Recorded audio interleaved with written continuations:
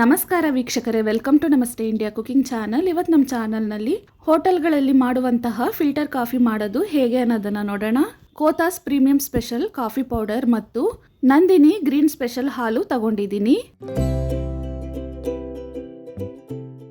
ಈ ರೀತಿ ಫಿಲ್ಟರ್ನಲ್ಲಿ ಕಾಫಿ ಪೌಡರನ್ನು ಹಾಕೊಳ್ತಾ ಇದ್ದೀನಿ. ಫಿಲ್ಟರ್ನ ಮುಕ್ಕಾಲು ಭಾಗದಷ್ಟು ಪೌಡರನ್ನು ಹಾಕ್ತಾ ಇದ್ದೀನಿ. ಪಾತ್ರೆಯಲ್ಲಿ ಸ್ವಲ್ಪ ನೀರನ್ನು ಕುದಿಯಕ್ಕಿಟ್ಟಿದ್ದೀನಿ.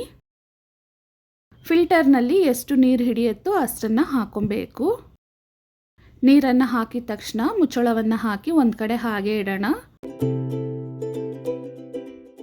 5 ನಿಮಿಷದಲ್ಲೇ ಫಿಲ್ಟರ್ ಆಗಿ ಕಾಫಿ ಡಿಕಾಕ್ಷನ್ ಎಲ್ಲ ತಳಭಾಗದಲ್ಲಿ ಸೇರಿರುತ್ತೆ.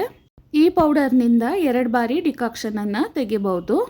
3ನೇ ಬಾರಿ ಡಿಕಾಕ್ಷನನ್ನು ತೆಗಿಬೇಕಾದ್ರೆ ತುಂಬಾ ಲೈಟ್ ಆಗಿರುತ್ತೆ. ಪಾತ್ರೆಯಲ್ಲಿ 1/4 ಲೀಟರಷ್ಟು ಹಾಲನ್ನು ಹಾಕ್ತಾ ಇದ್ದೀನಿ.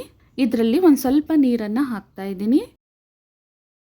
2 ಸ್ಪೂನ್ ಸಕ್ಕರೆಯನ್ನು ಹಾಕಿ ಇದನ್ನು ಕುದಿಯಕ್ಕೆ ಬಿಡಬೇಕು. ಹಾಲಿವಾಗ ಚೆನ್ನಾಗಿ ಕುದೀತಾ ಇದೆ. ತಳ ಹಿಡಿಯದ ಹಾಗೆ ಮಿಕ್ಸ್ ಮಾಡಬೇಕು. ಸ್ಟವನ್ನು ಲೋ ಫ್ಲೇಮ್ನಲ್ಲಿಟ್ಟು 1.5 ನಿಮಿಷ ಇದನ್ನು ಕುದಿಸ್ತೀನಿ. 125 ml ಅಳತೆ ಇರುವ 2 ಗಾಜಿನ ಲೋಟವನ್ನು ತಗೊಂಡಿದ್ದೀನಿ. ಇದರಲ್ಲಿ 1/4 ಭಾಗದಷ್ಟು ಡಿಕಾಕ್ಷನ್ ಹಾಕ್ತಾ ಇದ್ದೀನಿ. ನೀವು ಮನೇಲಿರುವ ಲೋಟಕ್ಕೆ ತಕ್ಕಂಗೆ ಡಿಕಾಕ್ಷನ್ ಮತ್ತು ಹಾಲನ್ನು ಹಾಕೊಬೇಕು. ಕುದೀತಿರುವ ಹಾಲನ್ನು ಶೋಧಿಸ್ಕೊಳ್ತಾ ಇದ್ದೀನಿ.